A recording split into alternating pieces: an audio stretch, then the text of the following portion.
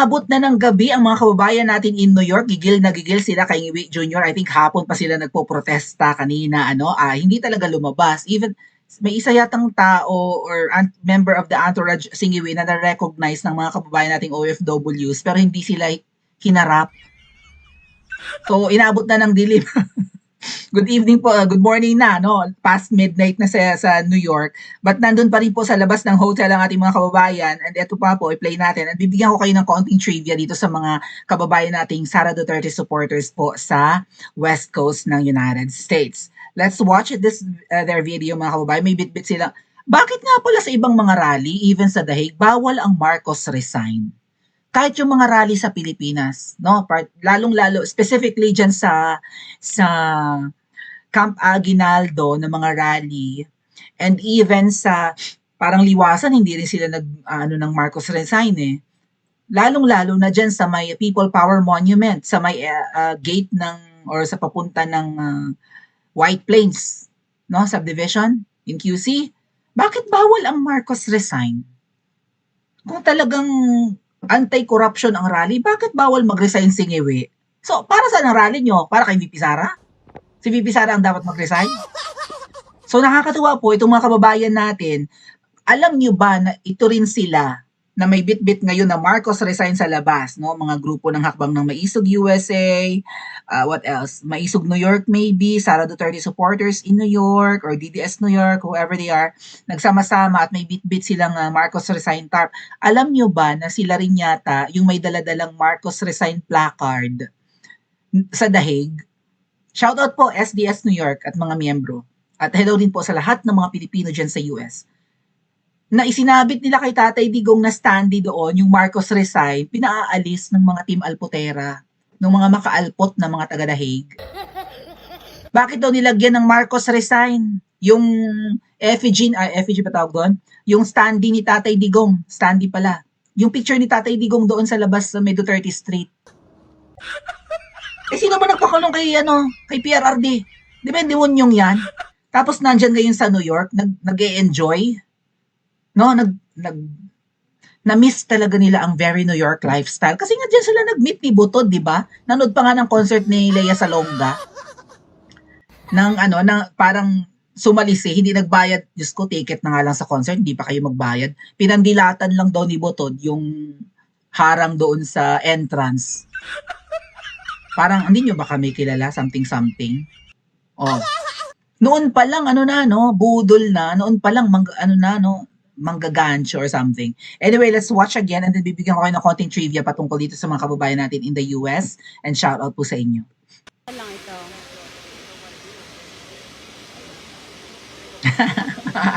Gabi na nandun pa rin. Naka-live na kasi kanina hindi kami naka-live. Aha. Sige, ganun ko na lang.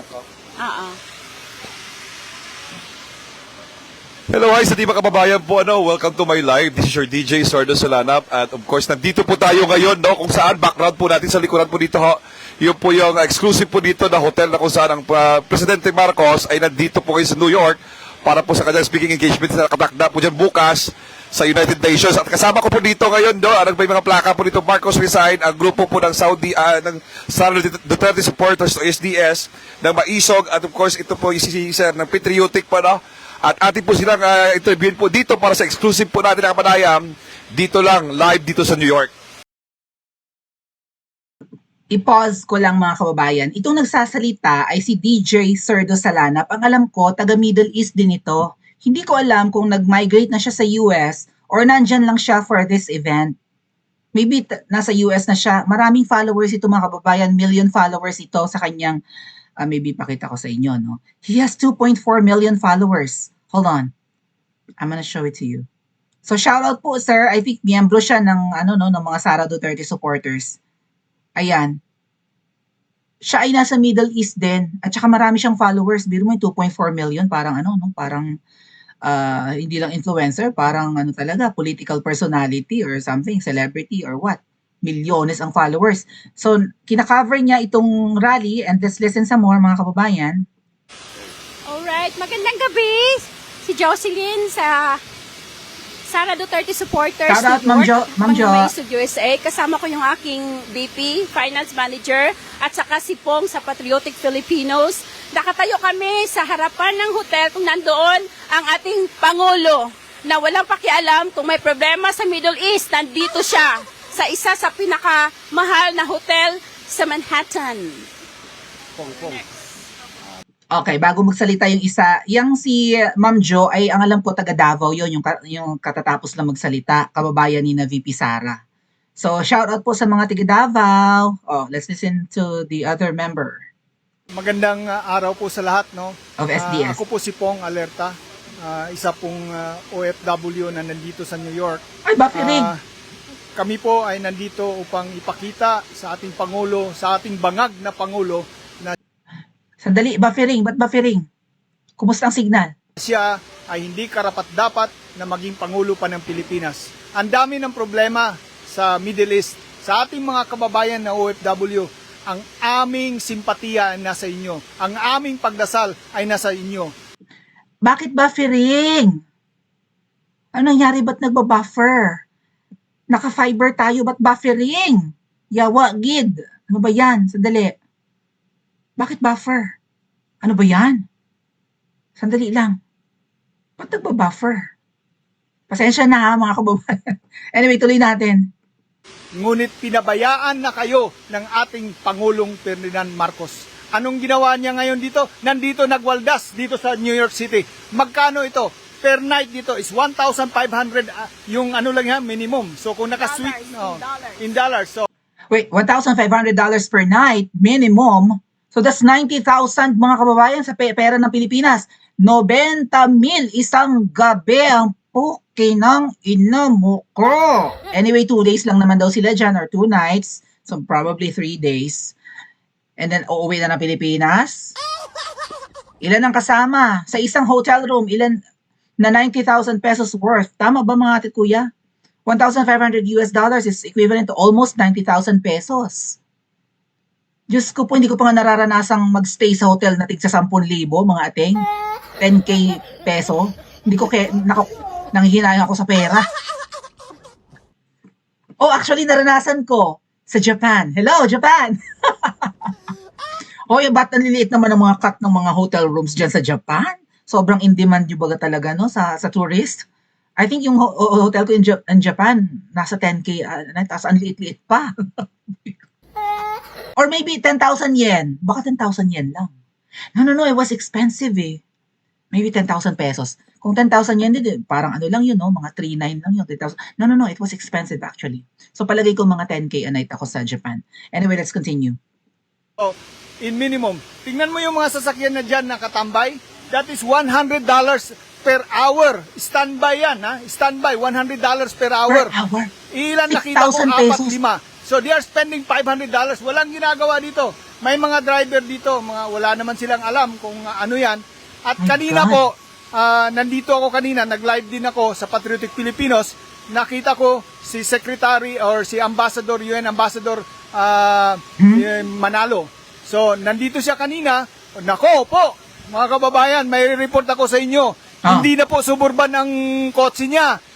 Mercedes-Benz na po. Mercedes. Okay? So ganon po kasaklap ang gobyerno natin. Naka-Mercedes-Benz na. Okay? Nag-upgrade na. Ngunit tayo mga OFW naghihingalo doon sa bansang sa Middle East. Okay po? So ganyan po ang pangyayari sa gobyerno natin.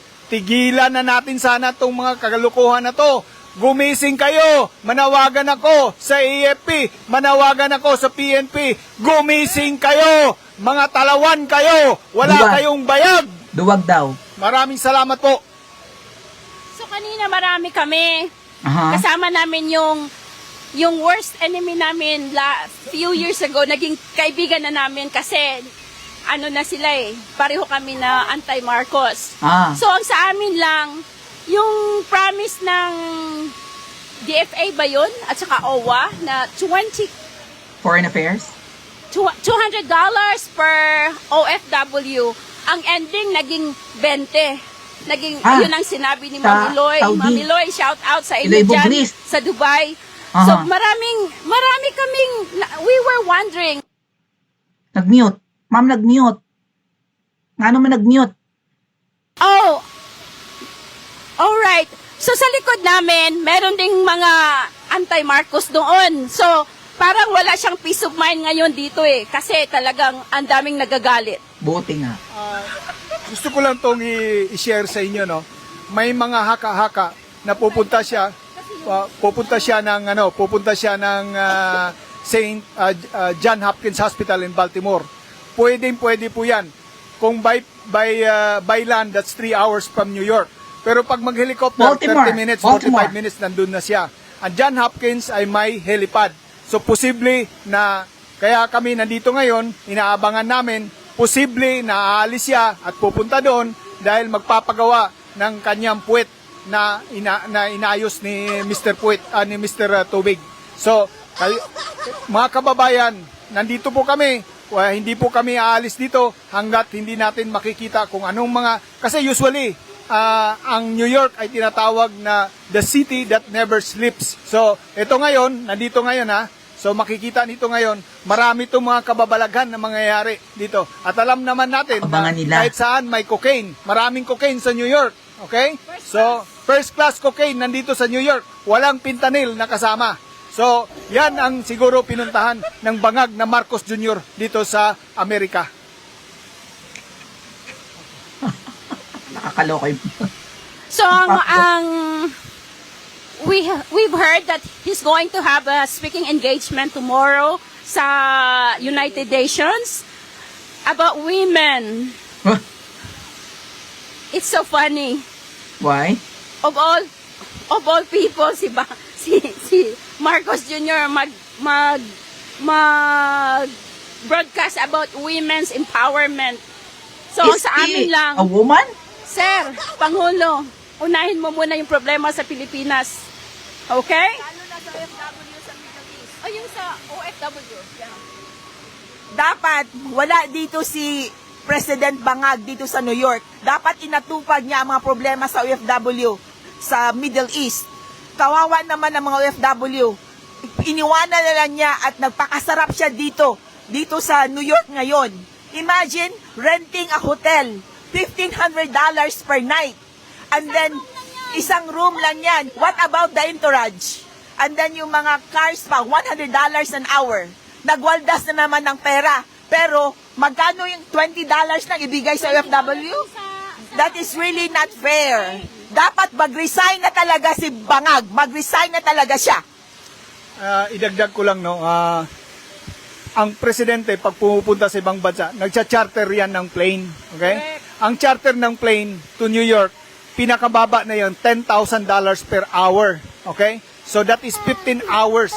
So that is $150,000 papunta pa lang. Pabalik, that is 300,000. So gagastos siya ng 1 million para pupunta lang sa UN. Anong gagawin niya sa UN? Para kausapin niyo tungkol sa kababaihan? Naku po, hindi nga niya maawat yung asawa niya, hindi nga niya maawat yung pinsan niya na si Mr. Martin Luther. Kaya ito pa kayang UN? Naku po, maniwala kayo sa hindi. Hindi po maniniwala sa inyo, Mr. Bangag Marcos, ang UN.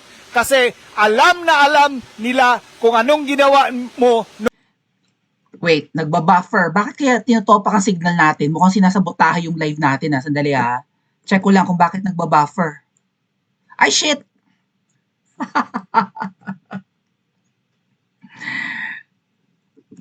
Hold on mga kababayan. Pasensya na ako nagbabuffer. Okay, let's go ahead and check. Hold on. Wait lang po. Naku. Well, sandali lang. Okay. Let's continue mga kababayan. Pasensya na ako nagbabuffer kanina. Inayos ko na po. Let's continue. Let's listen to them. Nung pumunta ka sa LA na nagpatira ka kay Mr. Tobig, okay? Klaro yan po. Alam nila at mga kung adik gusto ng- mo, kasuhan mo si Maharlika, si Dean Chase, lahat kasuhan mo. Pati yung 18 Marines kasuhan nyo para lalabas yung lahat ng katotohanan sa mga mali-malitang pera na nanakaw nyo sa kaban ng bayan. Mahiya naman kayo. Mahiya ka, Mr. Marcos. Mahiya ka, Lisa Marcos. Mahiya ka sa bayan. Okay?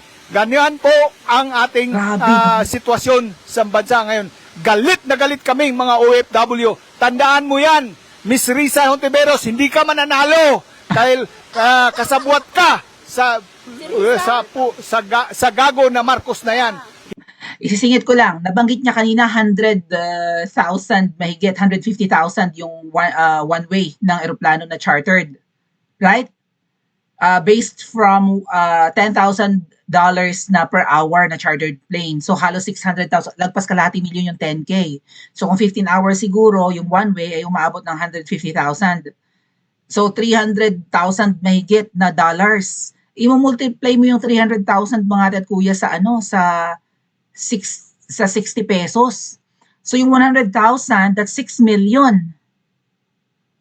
Times 5, times 3.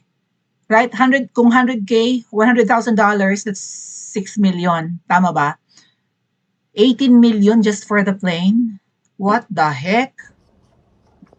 Well, that's just may biglaang computation. Anyway, let's continue listening to our kababayans. Hindi ka mananalo at alam namin kung sino mananalo. Hindi kami mga ngampanya ngayon, pero darating ang panahon, babawi po kami sa 2028. Talagang inidoro yan lahat ng mga gago na yan, na magnanakaw na yan. Idagdag ko lang kanina, na doon kami sa United Nations. Mm. There are professors from NYU looking for the Your university? protesters nagrarally against kay Marcos. So, Huh? Mr. Marcos, this is what they said. We've heard about your president. He is so corrupt. Huh? So, pati ibang lahi, alam na alam nila. So, alam din nila yung about sa drugs. So, alam mo, para kaming kandila na ano kami. Nauupos. Ano na yan? Gulfstream ang sinakyan. Ay, Gulfstream. So, Gulfstream yung eroplano? yung panahon ni Tatay Digong, we are so proud to be a Yeah. Filipino. Yeah. Okay. But, kabaliktaran po ngayon. Pasensya na. This is from our heart. Nakakahiya, Hindi kami proud na Pilipino kami dito sa New York at saka sa Amerika.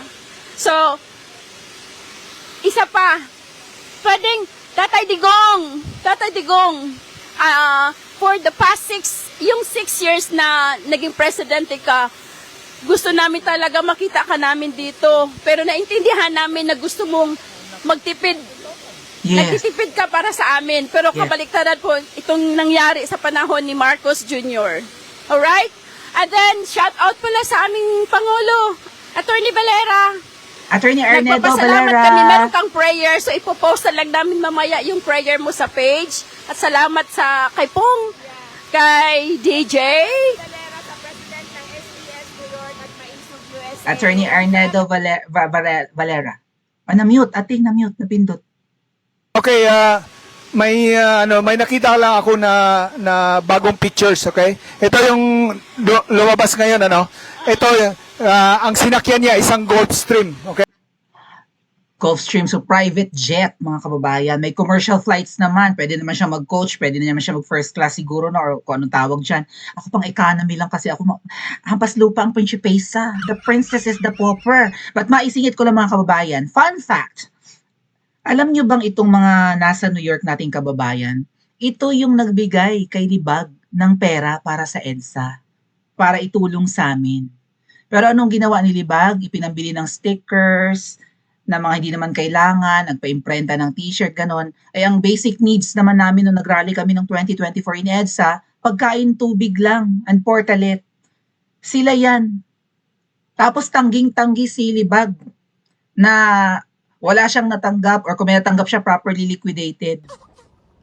Naubos mo ang ibinigay ng mga kuya. Nagpapaligsahan po ang US at Japan when it comes to, 'di ba? Sa laki ng, 'di ba, kayang itulong. Ang DDS Japan, DDS US, yan yung mga nagpapaligsahan. Pagdating sa generosity, yan ang totoo. Daig nila ang UAE, daig nila ang Canada, pasintabi, even mga taga-Europe. Iba ang power ng taga-US at Japan when it comes to support. Hindi lang sa mga Duterte, no? Sa kung ano man. Kahit siguro sa mga pamilya nyo dyan sa Pilipinas. 'Di ba? Iba yung ibang tumulong ang mga kababayan natin in the US.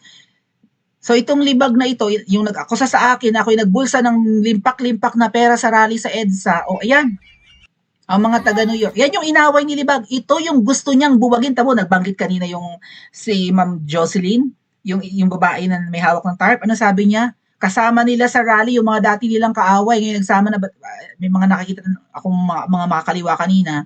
Pero muntik-muntikang mabuwag rin to. No, ang grupo ng mga Duterte supporters in New York, in the US, in the East Coast, muntik-muntikang mabuwag dahil sa infiltration ni Libag at ng kulto niyang Dutertista, mga kababayan. Yan sila.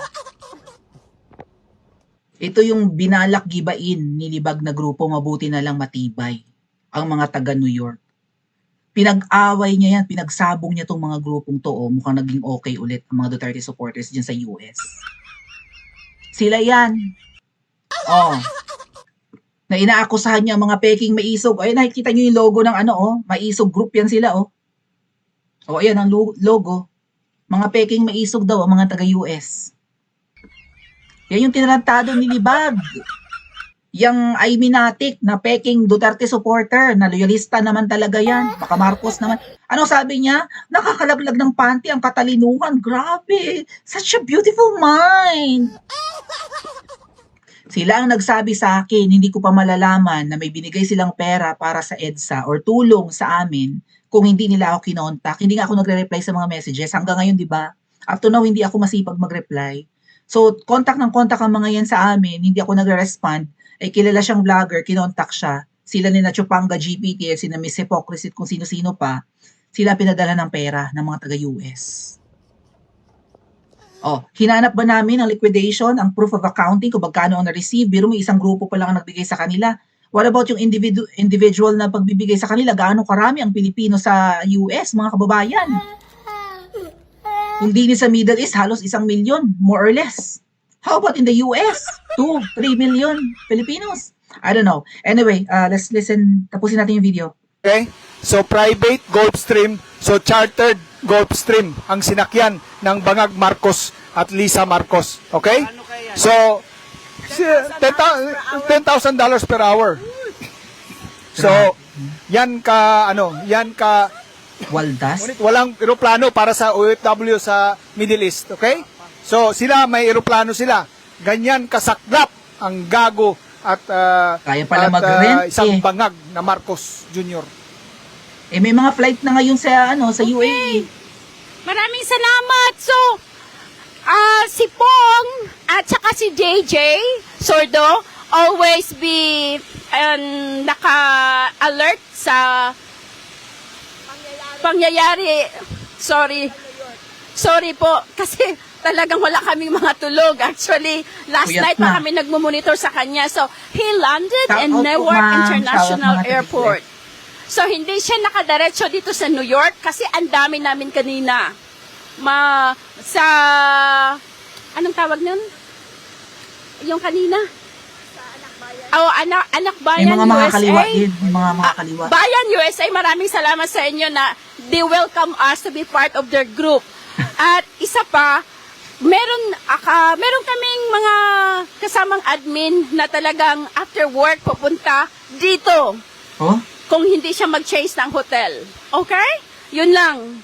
So, Admin? maraming salamat.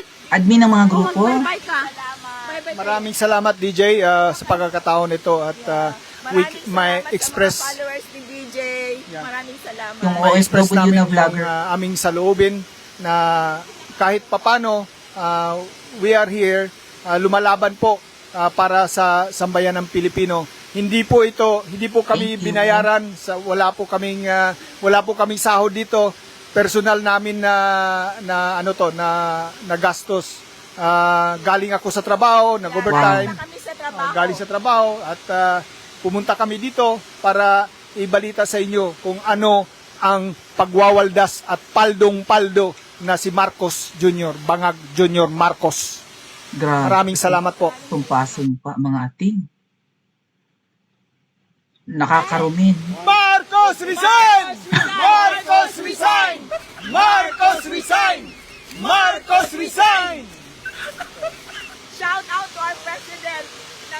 Attorney Arnedo Valera, shout out. Salamat po, attorney. Yan. pampakape.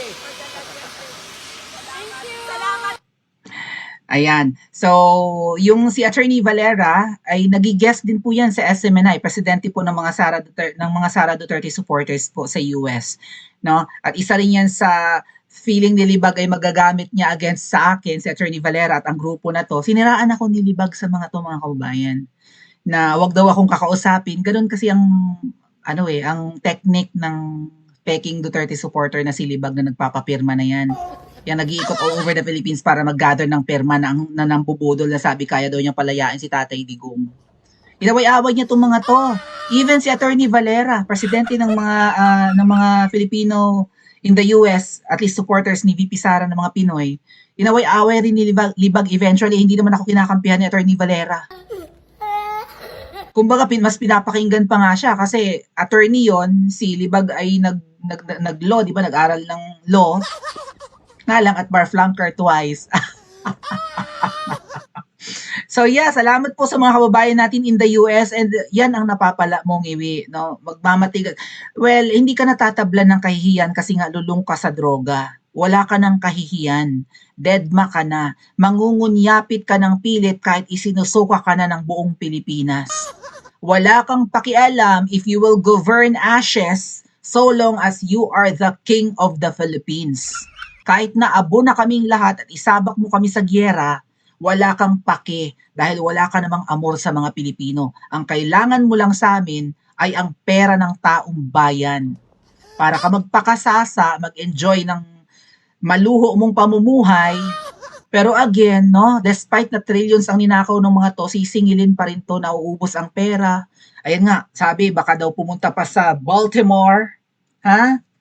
At baka magpagamot. Oh, may pag-asa pa bang gumaling si Ngiwi? What about ang kanyang utak? Pa-comment po sa comment section at panoorin ang iba pa nating mga videos.